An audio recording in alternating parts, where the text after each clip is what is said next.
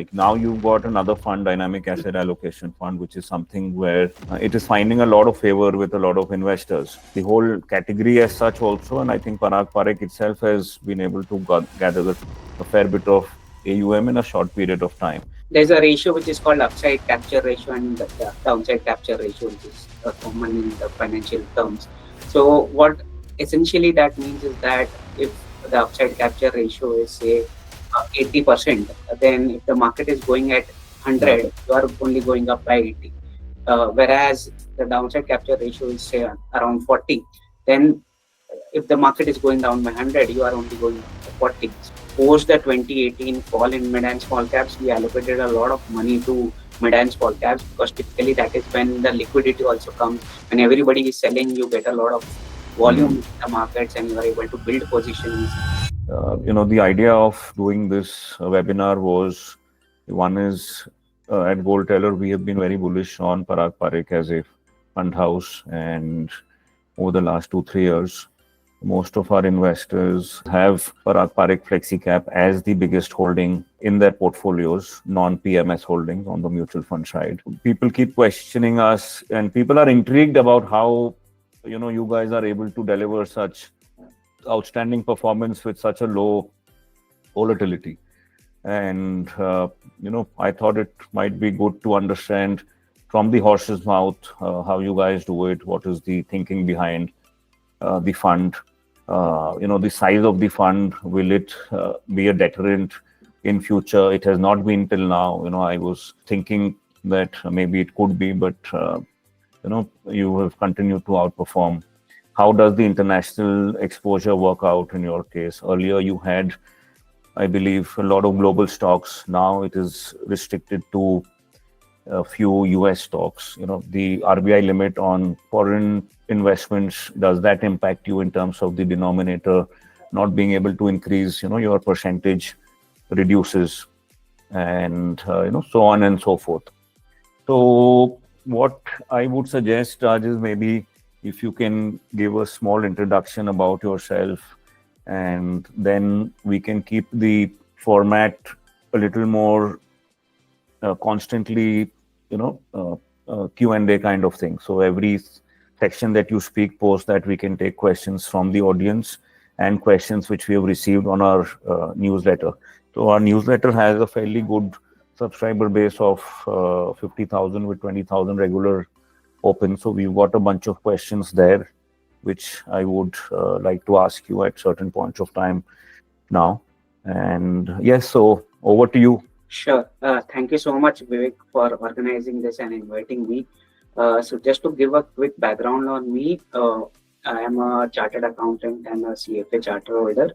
I joined PPFAs back in 2012 as an intern, then moved on to become an analyst in the team, and then a fund manager. So the progression has been good within the firm itself, and I've grown from an analyst to a fund manager now. A little bit about the firm. So a lot of you all would know the firm in the last 10 to 12 years when we started our mutual fund business, but actually our firm has been in existence for more than 4 decades now. So we were stockbrokers earlier, then a PMS firm, and then the mutual fund business, which we started in 2013. We manage roughly about 1 lakh crores in AUM now, out of which FlexiCap is around 89,000 crores, and the balance is the other 5 schemes that we have. Sure. So I think most of the questions surround what is the market outlook of Parag Parikh. You guys have had a large cash component over the last year, and even over the last few years. You were one of the very few fund houses which had a large component of cash even before the COVID period.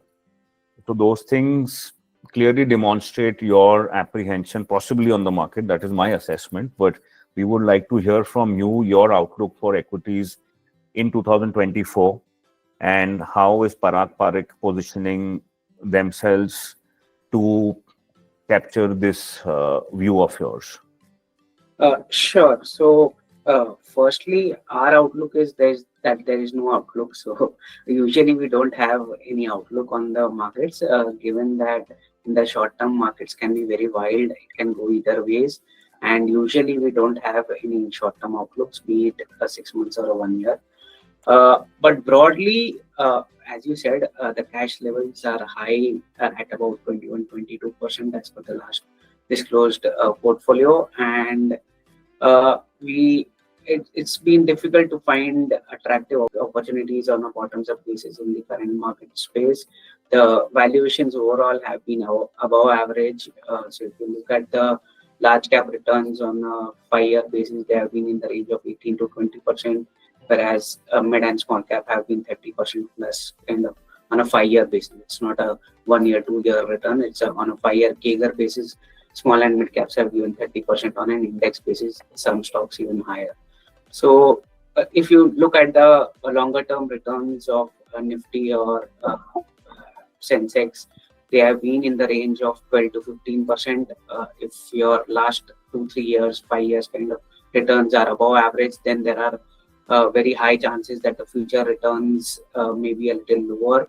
So it's very, very important to temper the investors' expectations and make sure that the expectations are low going forward. So on a longer term basis, if India is going to grow at 7% kind of a real GDP growth and 5% inflation, if India is going to grow at 12% nominal GDP, most of the companies would grow their earnings at that rate, and obviously some active managers would be able to perform better than the market, and hence the returns should be in the range of 12 to 15% going forward. So that's the. Okay. So, Raj, one question here. So, I'm sure does the cash component relay some portion of pessimism from Parag Parikh about the outlook of the equity? Not pessimism necessarily. So we have always looked at cash as a balancing figure in the portfolio. If we are able to find any attractive opportunities, happy to deploy it. The reason the cash has accumulated over a period of time has been that in the last couple of years, it's been very, very difficult to find opportunities, especially in the mid and small cap space. In fact, we have trimmed our positions that were there in the mid and small cap space. Some select large caps we have added. In fact, some new positions also we have added. But it's been a difficult job to find attractive opportunities in the last couple of years. So we never force ourselves to remain 100% invested, and that's been the hallmark of our philosophy. So if you look at our past records, in 2018 we had about 30% cash in the portfolio at the peak of mid and small cap lending. So we have never forced ourselves. Happy to be in cash. We have always looked at returns on an absolute basis rather than a relative basis. So if the benchmark is down minus 10%, some funds would look at it in such a way that they would want to be minus 8, minus 7 kind of a number, outperforming the benchmark. Whereas our philosophy has always been not to look at the benchmark, look at returns on an absolute basis, because investors have specific goals in mind. They want to reach their goals in time, and to reach their goals, they need absolute returns and not relative returns. It's okay to underperform for short periods of time, as long as over longer periods you can manage returns within your expectations and within your goals that you have set. Okay. So if I were to summarize, your position is that the cash component is not necessarily a view on the market. Having said that, your positioning is to perform on an absolute basis. Coming to the composition of sectors, etc., I think Motilal Oswal released their wealth creation study, earlier this week, and I think Ramdevji had said that buy distressed blue chips. So Parag Parikh, FlexiCap, especially being a fund which has been high on large caps, things like HDFC Bank, etc. Do you think Parag Parikh owns stocks that are in this basket of distressed blue chips? Not necessarily. So we don't look at companies in such a way as per what Ramdevji said in their wealth creation studies. Our philosophy has always been to find good quality companies at a reasonable price. So even bruised companies may sometimes be at higher valuation. Just to give some examples, the paint sector on an overall basis has been expensive for years now, and despite the corrections that we have seen in the last 6 odd months because of the new competition coming in, they are still expensive. So they may be bruised blue chips, but even after the corrections that we have seen, uh, they still look very, very expensive. So on a longer term basis, if these companies are going to grow at high single digits kind of growth, then it doesn't make sense to pay very, very high multiples to them. So just giving you some examples so that you can get an idea of rather than giving company names, sector names. Would be fine. Yeah, people always want company names and sector names. Coming to your broad market outlook over the next 3-5 years, do you think it is wise to invest lump sums right now in a fund like Parag Parikh, or shall we look at your dynamic asset allocation fund, or shall we look at staggering it over a few months in a STP? What is the house call that you would take for people sitting on cash and wanting to deploy today? Sure. So if the long horizon is long term, which is 5 years plus, then lump sum would be fine. But just to manage investor expectations, it's always better to do a staggered investment, be it SIP or STP route. So that mentally it's better to come through a staggered route. But if the horizon is long term, I don't foresee any problems in investing lump sum even at this point in time. Because even if you are investing, say, 100 rupees, out of those 100 rupees, the portfolio has only 80 rupees, which is invested, 20 rupees is cash. So it's not that we are investing the whole 100 rupees at a single point in time, irrespective of the valuations. If you talk about other funds in the industry, then yes, if they are 100% invested, it's always better to go through a staggered route at this point in time, given the. I think I cannot hear you. I think you're on mute. Yeah. Sorry. Yeah. No worries. We almost heard you completely. The other question here, Raj, is that being between the funds, like what do you suggest? Like now you've got another fund, dynamic asset allocation fund, which is something where it is finding a lot of favor with a lot of investors. The whole category as such also, and I think Parag Parikh itself has been able to gather a fair bit of AUM in a short period of time. So how do you position these two funds, and for what investment horizon and for what nature of investors are they? Sure. So before I go to dynamic asset allocation, I'll just explain the product basket that is there briefly.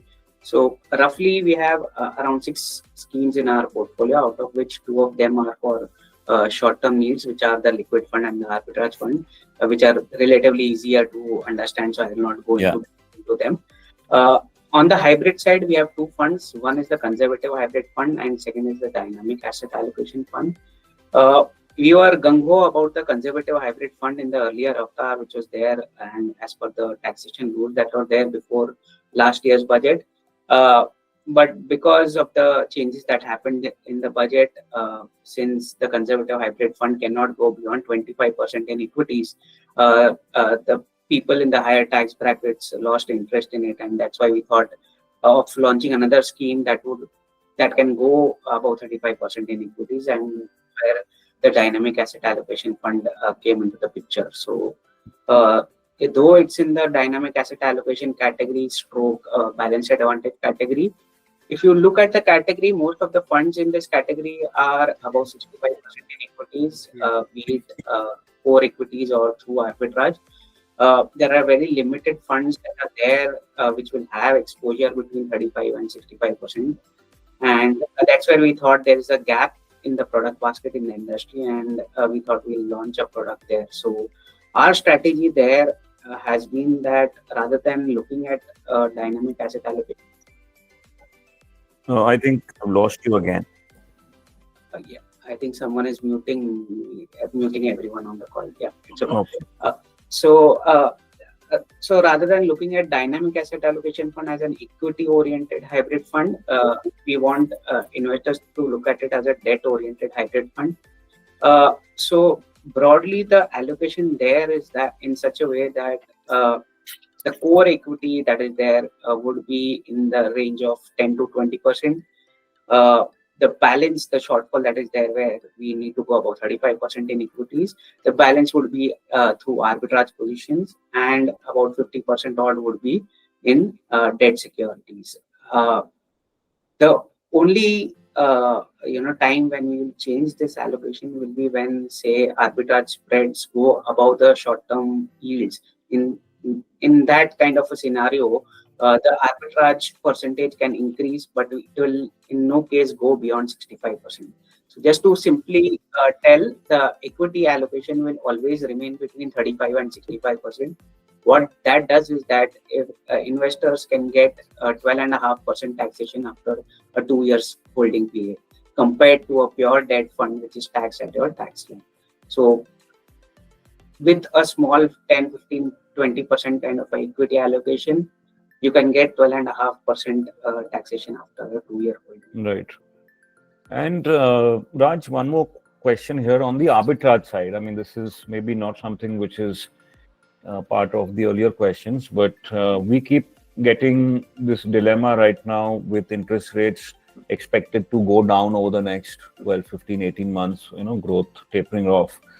Do you think an arbitrage fund with the tax arbitrage also, which it has, will continue to give better returns than debt funds, like in terms of course, risk return perspective?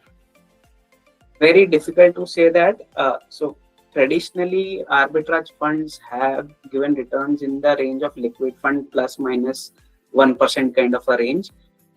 Sometimes it's lower, sometimes it's higher, but on an average, it's been around liquid fund plus kind of returns. So with the huge influx of funds inflows that we have seen in the arbitrage fund over the last 1 year, everybody would have thought that the arbitrage spreads would decline, and they would not be as attractive as they were 1 year, 18 months back. But that has not been the case, actually. So very difficult to tell whether these spreads will continue or not. But on a broad basis, it's liquid fund plus minus 1%. And if you are in the 20% plus kind of tax slab, then obviously on a post-tax basis, it makes more sense to park money in arbitrage rather than liquid funds, with the caveat of short-term volatility being there in arbitrage funds compared to liquid. Sure.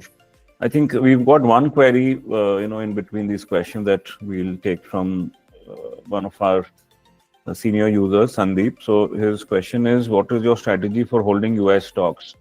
The number of stocks held in Alphabet and Microsoft remain at extent levels. How do you see this shaping up in 25? For investors interested in some US exposure who like Parag Parikh FlexiCap, what is your suggestion here? Sure. So just to give some background on the foreign stocks, many people raised this question when we launched this fund in 2013 as to why do you have international equities in this fund, and when India is going to grow faster than everyone else, why do you want to go global? So our take has always been that international diversification not only helps in terms of returns, whether it does or not is a question mark, but in terms of risk, definitely it lowers the risk given the geographical uncertainties that we always go through, geopolitical crises that we go through. It's always better to diversify your investments globally. So within that portfolio, from about 2013 till 22, we had allocation of about 30% to international stocks. In that period, we not only had technology stocks that we have right now, we also had FMCG stocks like Nestle, Anheuser-Busch, we had British American Tobacco, etc. So the common misconception is that in foreign we own only the technology stocks, but that's not been the case in the past. It's only post-COVID where we thought that the technology stocks made more sense than the other sectors, and hence we have had these 4 or 5 stocks in the technology sector since then. As some of you would know, in February of 2022, the mutual fund industry hit the foreign remittance limit of $7 billion. Uh, so what has happened after that is that no mutual fund has been allowed to remit incremental dollars. The exception being some funds, if they have received any redemption, to that extent they can remit additional dollars. But apart from that, there has been a ban on remitting any additional dollars from SEBI and RBI. So the foreign allocation, which at one point in time was about 30%, came down to 12-13% as on the last month. Reason being that all the incremental flows that have come in the last couple of years have been invested in Indian stocks, and we have not been able to add to any of the international stocks. So basically, your absolute exposure remains at around 10,000 odd crores, which, irrespective of how large the fund becomes, cannot be increased. As of now, as of the regulation stand right now, we cannot. Yes. In future, is there a possibility of using the gift city to invest globally and hence, increase this exposure? Yes. So we are setting up a gift entity. We are in the process of applying to the regulator there to get a license there and have an outbound fund in place where the investors, the resident investors, can use the LRS limits to invest in that fund, which is 250,000 USD per annum, and that can be used to buy a fund which will invest into international stocks. Okay. That should be up and running in 6 months' time. Oh, okay. Very interesting. And the other way around also would be there. The NRIs can invest in the Indian markets through the gift city fund. So that's a second step. That's also a fund that we are looking at in the future, where it will be an inbound fund where foreign nationals and NRIs can invest in that fund, and that fund will be kind of a feeder fund into our existing mutual funds. Okay. That is also something that. Noted. So to answer Sandeep's question, I think just to summarize, is that despite your exposure to international equities has been limited to the US tech stocks because of being positive on that space largely. Secondly, until the limit is increased or the gift city comes up, it will be difficult for you to increase the percentage allocation to international equities, which potentially will keep going down if the AUM goes up. That is third. And fourth is with the 12-13% exposure, it might move the needle only as much. Though, coming to another question, Raj, in the last 2 months, your fund has done exceptionally well. So anyone has any question, Shilpi, please feel free to put it on the chat. I can either unmute you after that, or if you can put it on the chat, please. Yeah. So the performance has been pretty impressive, considering the fall that you've had has been the lowest. We did a research and found that yours was the second best performing fund in terms of the drop that happened, 4% versus 10% of other funds when the market was at its bottom around 23,000 Nifty. This fall of only 4%, was it largely due to your exposure? Basically, I wanted to understand the attribution. Was it because of the fact that US stocks have done well? Nasdaq is almost close to 20,000 levels. So you would have had these 3-4 stocks do well. Combination of this cash and stocks like HDFC Bank, which have done well. Is there any specific attribution that we can get, or is it just a generic combination of all of these three? Yeah, it's a generic combination rather than giving precise numbers on the attribution. It's all of it combined, all of the reasons that you mentioned: cash plus international stocks plus the Indian stocks in the portfolio, which have not fallen. So if you look at the top 5-6 positions that are there in the portfolio, they have not fallen much. So all in all, if you look at the drawdowns that have happened in the past, you would realize that in most of those drawdowns we would have outperformed. So we always say that we will underperform in raging bull markets, whereas over a full market cycle we will be able to outperform on a risk adjusted basis. So there's a ratio which is called upside capture ratio and the downside capture ratio, which is common in the financial terms. So what essentially that means is that if the upside capture ratio is say 80%, then if the market is going at 100, you are only going up by 80. Whereas the downside capture ratio, if the downside capture ratio is say around 40, then if the market is going down by 100, you are only going down by 40. So if you look at our upside and downside capture ratios on a 3-year, 5-year, 10-year basis, we have been in that kind of a range where we always underperform on the upside capture ratio, whereas on the downside capture ratio, we are outperforming. Okay. And your beta is also much lower than 1. So I think that itself signifies this factor. So does this also mean that for people who are very, very bullish, they should avoid your fund? They can. So there's always going to be some fund in the market that will outperform our fund. So people have made tons of money in the mid cap and small cap space in the last 3-4 years, but that's fine. Over a market cycle, if you are able to outperform on a longer term basis, that's fine. Again, what most of the investors tend to ignore is the risk quotient. So many portfolios have exposure to mid cap and small caps in the range of 50, 60, 70%, which is beyond their risk profile. So what essentially the investor needs to do is to match the risk profile with their portfolio and accordingly invest in mid, small, large, or flexi kind of. Which in your case is right now, I think the mid cap is, large cap is 60%, international is 12%, mid and small cap are 3.5%. Yeah. Which gets me to my next question is that is the philosophy bottom-up stock picking, or is the philosophy also top-down in terms of if you see and feel that as a house, small and mid caps is overvalued, you will keep a cap on them, or you will just go by what stocks you like and will not pay too much attention to the market capitalization of those stocks? How does Parag Parikh think on the market cap side? Sure. It's the latter part of what you said. So it's totally on a bottoms-up basis.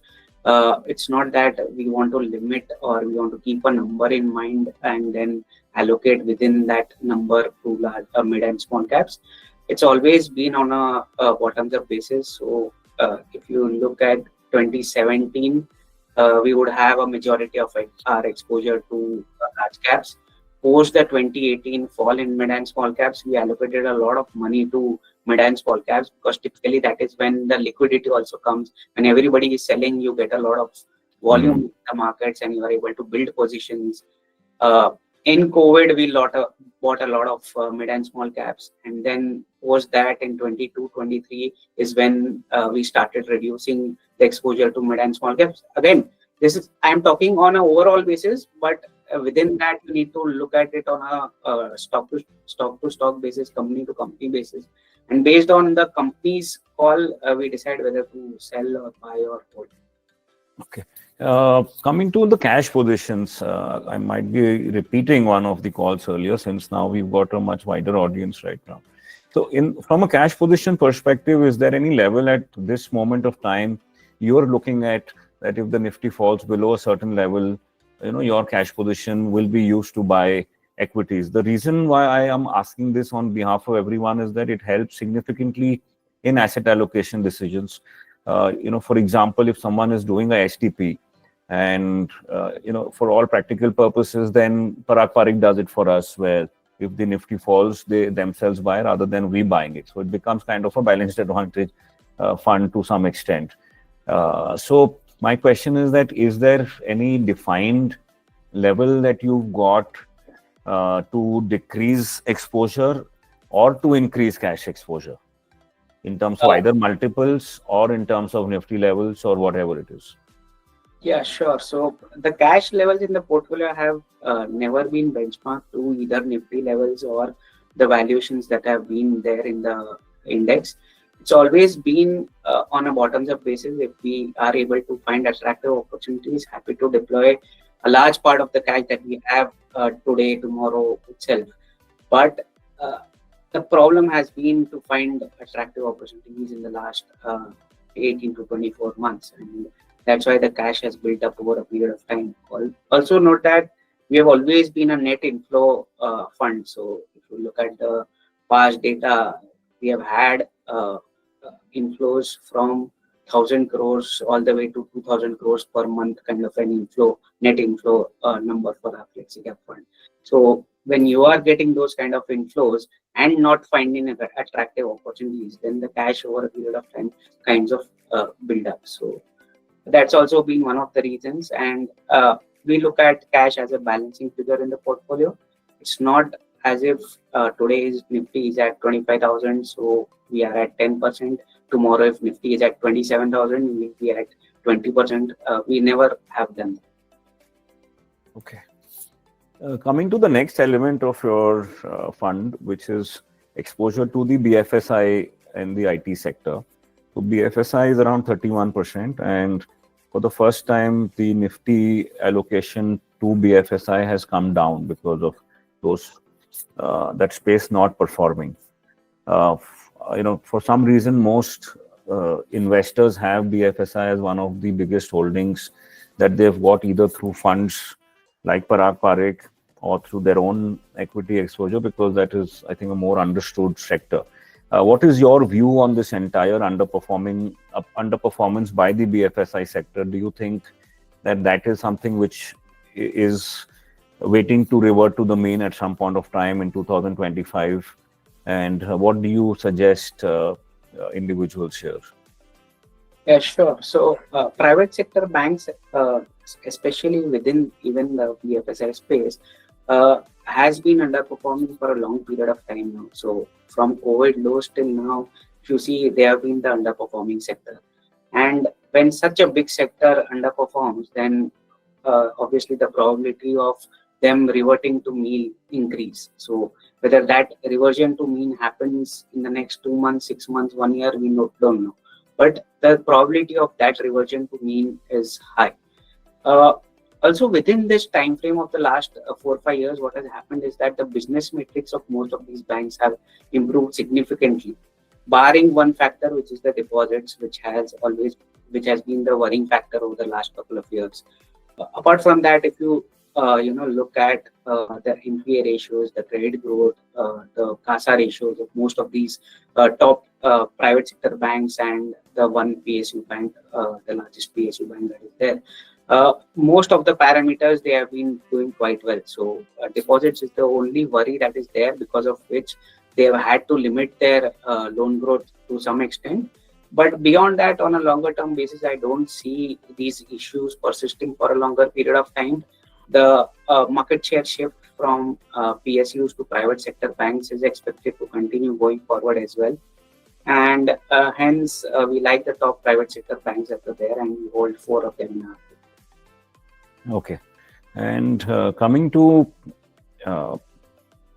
NBFCs, a lot of NBFCs have fallen almost 50-60% in value. I don't think Parag Parikh has much of them or any of them. But any view on those companies that you might have? Sure. So we have rarely had, as far as I remember, we haven't had any exposure to NBFC for a long time now. For about 10 years, we haven't had. So the only NBFC to which we have exposure is to Bajaj Finance through Bajaj Holdings. Bajaj Holdings, yes. Yeah. Apart from that, we don't have any exposure to NBFC. The reason being that we have always, debated private sector banks or banks versus NBFCs. What we have seen is that NBFCs typically are restricted to a particular subsector, whereas banks are more diversified in their lending practices, in their lending book. So, for example, say Muthoot Finance would be more of a gold loan company. Shriram Transport Finance would be more of a used CV finance company, whereas HDFC Bank would be more diversified in terms of its lending book, where it would have exposure to those sectors, plus it would have a huge housing loan book, car loan book, etc.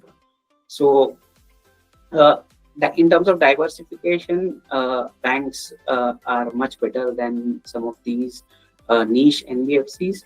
Also, in terms of costs, if you see, banks have an advantage in terms of CASA, where they are able to garner low cost deposits compared to NBFCs, which have to pay higher interest rates to the investors to get money. So that that cost advantage will always remain with the banks, and even a 1% kind of cost gap between banks and NBFCs can actually turn a lot of the end you would say borrowers towards the banks.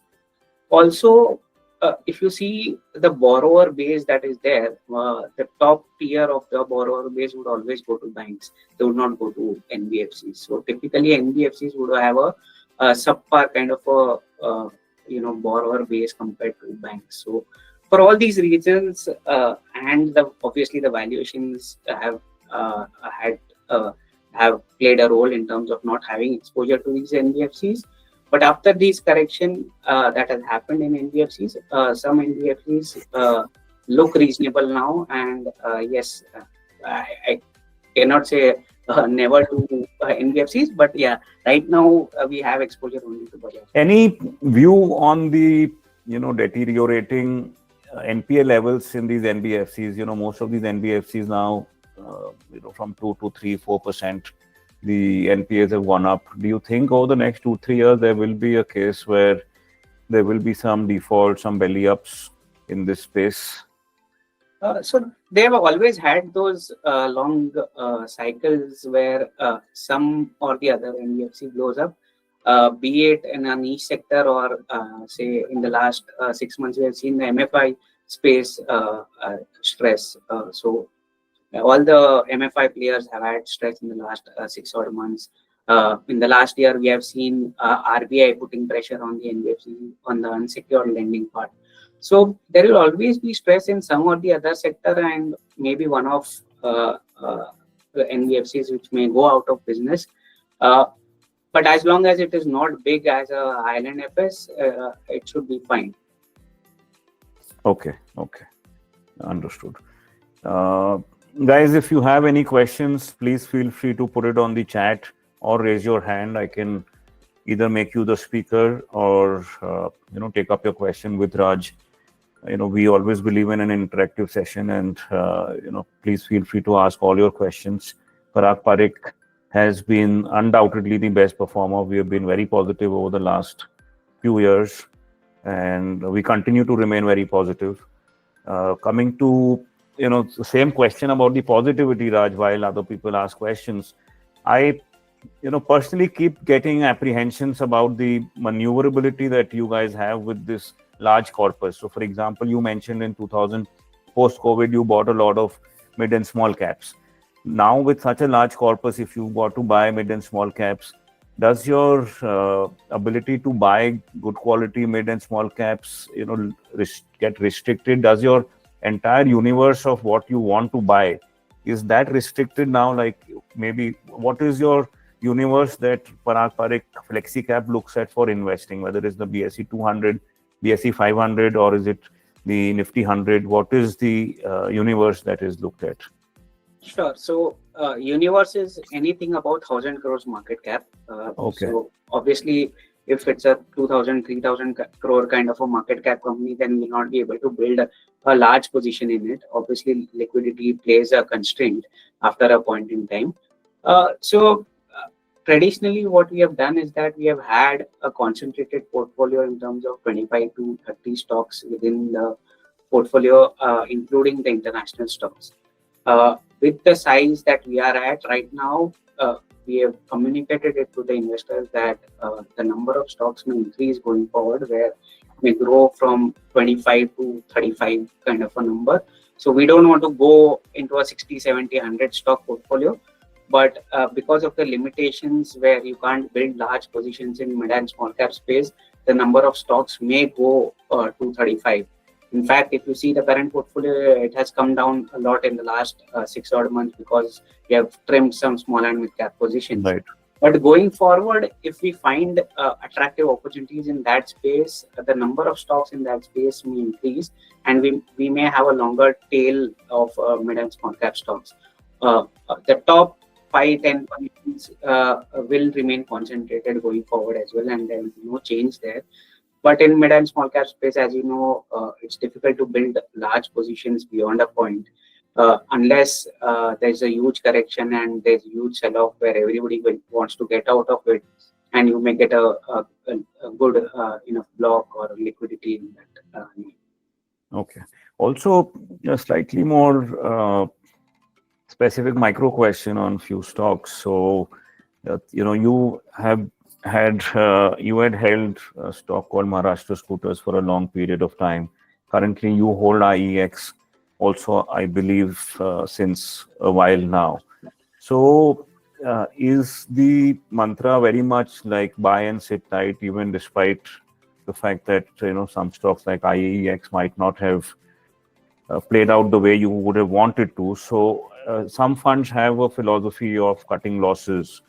In your case, of course, in the past, it has always played out to your advantage. Your conviction has played out even in Maharashtra Scooters earlier. So you think stocks like IEX, etc., you would wait for the conviction to play out? Sure. So valuations and market returns are one thing. Business returns or the business results is another thing. So as long as the business is doing as per our expectations, happy to hold on to them, even if the market doesn't reward the business, because the valuation become more and more attractive for us if the business keeps doing well. If the business doesn't do well, or if it doesn't do as per what we expected, or the business goes into some ancillary business which we didn't think that the business will go into, then obviously we'll rethink and we'll exit that business. So it's not that all of them have worked as per our expectations. We try and give a long rope to the management of the companies, since we say that we try and partner with the managements and be with them for a longer period of time, and 5 year plus is our typical time horizon. We try and give them a long rope. We try and see if the business turns and it moves as per our expectations. But a couple of stocks in the past, just to give some examples, say Hero MotoCorp or Mahindra Holidays, some of those names didn't do as per our expectations, and we gave enough time to them. We gave 3 to 5 year kind of a time period, and beyond that, we lost patience. Okay. It's good to know that you also lose patience at times. Coming to this small derivative exposure that is seen, like I see funds like ICICI Balance Advantage Fund, for example, in the last 2 months, or they had taken exposure to some put options, etc. So has Parag Parikh FlexiCap done it in the past, and does it do it now, and whether will it do it in the future at any point of time? Sure. So there are 3 types of derivative exposure that we typically take. One is if we are holding large cash in the portfolio, we always evaluate whether to keep it in overnight money versus, say, short-term debt instruments versus arbitrage. Depending on the spreads that are there in each of the categories, we'll decide where to deploy. The second type of derivative instruments that we use is the covered call strategy, where the Nifty 50 stocks that are there in our portfolio, we can sell call options on that. And typically we sell out of the money call options at 4-5% plus kind of rates. And if at all the movement in the stock price is such where it gives a 5% kind of a return in a month, we are happy to trim that position and deliver the stock. The third derivative strategy that is there, which we rarely use, is Nifty call options. So if we are holding cash in the portfolio and the Nifty call options are at ridiculous rates sometimes, and we feel that it's better to deploy in that to participate in the upside. And we have done that in the last 6 months when we bought December 2024 call options, and that paid off very well. Okay, oh, great. This is very helpful because this is an information which we generally do not get in the public domain. And for everyone to explain is that one is covered calls help in reducing the cost price of the stocks while generating reasonable income. So another question which we got from Sandeep, I'll take that up, is in your dynamic asset allocation funds, you've got state debt investments. How do you assess the risk of state debt? And would it be fair to compare this fund to equity savings funds like ICICI, HDFC, and Kotak? ICICI, of course, now they have increased their exposure from 13% to 18-19%, but Kotak and others have even more on their equity savings funds. So what would be the, one is the state debt, how do you perceive the risk there? And second is, what would be the best comparable asset class for the dynamic asset allocation fund? Sure.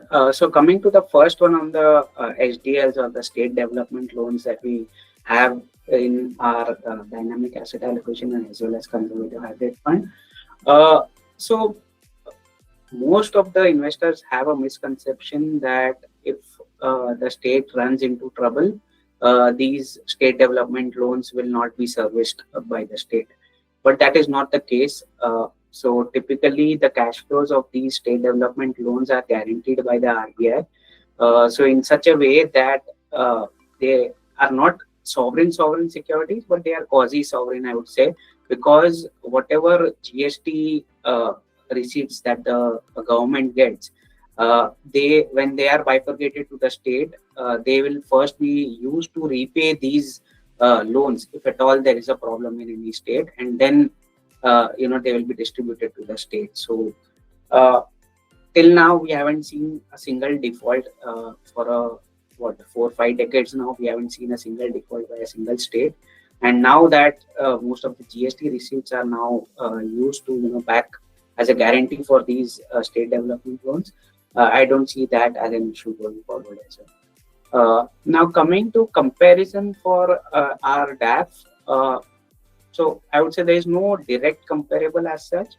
The closest that comes to it is maybe Edelweiss multi-asset allocation fund, because that has equity allocation between 35 and 65%. But again, that has some exposure to commodities, which we don't have. The equity savings funds would not be a direct comparison, given that they have 1/3 direct exposure to equities, which is higher than 10, 15, 20% that we have in our DAF. Also, about 1/3 is invested in arbitrage permanently, which we may or may not have. And the exposure to debt in these equity savings funds is much lower than our DAF. So typically, these equity savings funds would be much more volatile than our dynamic asset allocation fund. At the same time, since these equity savings funds have more than 65% in equities, taxation-wise, they would be a little better than ours. Okay, understood. Yes, sure. So guys, as I think maybe the last few questions to Raj. If you guys have any questions, please feel free to raise your hand or put it on the chat box. Raj, just the final few questions that we've got is, again, maybe a slight bit of repetition to my earlier question. Parag Parikh Flexi Cap, does it, I mean, this is the new question, does it have any intent of capping flows, or do you think you will be able to manage the size with the increased number of stock mandate that you have now? And do you think anything whatsoever has changed for an investor coming in 10 years back to your fund, which was a lower corpus, and coming in now? Do you think that an investor should expect a slightly lower return expectation, a slightly more indexed hugging performance from Parag Parikh because of the size, Like, do you think anything has changed because of this large size that has come? One, because of this, or the market outlook? Do you think an investor coming in now should, see with a different lens? Sure. So Rajiv, our CIO tells this very often that we are now a cruise ship where we'll not be able to, turn immediately. We'll cruise through the waters. We are not like a speedboat where we'll be able to change our portfolio overnight. So that the size has limitations. I'm not saying that it doesn't have, but at the same time, when someone is comparing the size of our fund to any other fund, you need to take into account the size of the equity AUM that these other fund houses have, and not the size of a single scheme within the fund house. The reason I say that is that the limitations or the SEBI regulations say that you cannot own more than 10% in a company. These limitations are applicable at a fund house level. These limitations are not applicable at a single scheme level, right? So just to give you an example, our say flexi cap tomorrow is say 1 lakh crores. Rather than having one scheme of 1 lakh crores, if I have say 10 schemes of 10,000 crores, the best ideas would still figure in all the 10 schemes and not only one or two schemes, right? So if you are going to buy the same number of shares across 10 schemes, or if you are going to buy those number of shares in one scheme, it doesn't make a difference. Unless you have different styles and different schemes that are run, and that doesn't become a problem, then it's a different thing. But since we have a single philosophy, a single fund management team that manages all the schemes, we like to have a limited product basket. Don't confuse the end investor. Treat it as your own fund where all your money is invested. So skin in the game is something which we have proposed since our inception. The last couple of years, SEBI has also proposed that, and all the funds are now doing that. But we have done that since 2013. So I don't think size will be that much of an issue. So we are at say 94,000 kind of equity AUM, whereas SBI would be 3, 4, 5 lakh kind of equity AUM. So we are very, very far away from where we can say that we'll stop inflows into our schemes, or at least nothing in the near future. And what's the target? Like, if you guys have an internal target, you feel that versus the, like, which is one is what is the index shall we take to compare flexi cap? I mean, right now we take as the Nifty 200 or the BSE 200. And in your mind, like as a house, is there any internal parameter to assess the fund's performance that we will be outperforming the index by 2% or a certain number? Or do you expect any number that, yes, this is something that as an investor one should surely expect this minimum outperformance? Sure. The best index which may be used as a benchmark may be a Nifty 500 or a BSE 500. Given that it's a flexi cap fund, it can have exposure to small caps as well. And the Nifty 200 would not have a large portion of the small caps. Probably a 500 stock index would be a better one. As I said in my earlier remarks, we have never looked at hugging the benchmark, or saying that the benchmark, if it's going down by 10%, will go down by only 8% or something like that. We have always looked at returns on an absolute basis. We have looked at returns, for the end investor. If an investor has a goal in mind, and he should not be, moved by a huge drawdown that happens in a single year. So we have always looked at absolute returns, and there is no such number in mind as to we have to outperform by this number. Any maximum downside number that, like you say, that we will possibly, like in COVID, what was the number that you would have fallen by? Can we take those as possible examples? I don't have that number. Yeah, sure. No worries. Yeah. I think that can be pulled out. So, and lastly, any other thoughts on the markets, etc.? Any last closing thoughts from an equity market outlook perspective, with a lot of things globally happening? The last question, which I would like you to maybe help us, is how do you see the growth numbers and the earnings which has been dipping in the last quarter especially. Do you think this is a blip in the larger story, and any attribution to this blip that has happened, the reduced GDP numbers, and how much of an impact could this have on the economy, and whether this is sustainably down or will it recover, and why? Yeah, sure. So coming to the second part first, where we'll speak on earning numbers. I think the second quarter numbers were way below expectations, and they were poor to say the least. So the main reason being that the government capex took a backseat during the election period, and that has never come back post elections as well. So if you look at the capex numbers last year versus this year has been very low. So that remains a drag on the company's earnings growth. Even private companies, we haven't seen any major capex as such in the last 7-8 years now. Most of the heavy lifting had been done by the government, and government hoped that after a point in time, after the companies recover from the COVID shock that they got, they would do the heavy lifting, but that has not happened. So some of these asset-light companies still continue to grow, and they won't have a problem. But some of the asset-heavy companies that are there, if they are not doing capex, then beyond a point, growth can become an issue. So earnings last 2 quarters have been a little soft, and this may continue into Q3 and Q4 as well, as per what we are seeing on the ground as of now. And given the valuations that most of these companies are at, if we see earnings downgrades, then we may be in for a time or a price correction. So hence the higher level of cash that we have. So that is the reason. On the first part, for the new investors, what I would suggest is have a very long-term time horizon. If you want to be in equities, please have a 5-year plus kind of a time horizon. If you have a lower time horizon, go into fixed income securities. At the moment, in fact, fixed income securities are very attractive, and you can lock in these rates for a longer or a medium term kind of a time frame. There may be 12-18 months period where in fact fixed income may give a better return than equities. That can also be possible.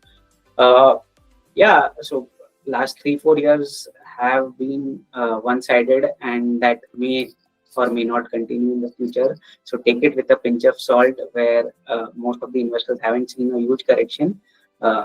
It may be coming down. Okay, great. Thank you, Raj. Thank you, Shailendra ji. And thanks a lot. I think very valuable insights.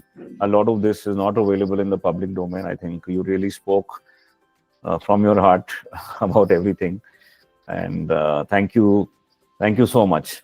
I think with your words, I surely feel our advice is sound about suggesting Parag Parikh, and investors are in very safe hands. Thank you so much, Vivek, for having us. Thanks, Raji. Thanks. Thank you, Vivek ji. Thanks. Thank you. Bye.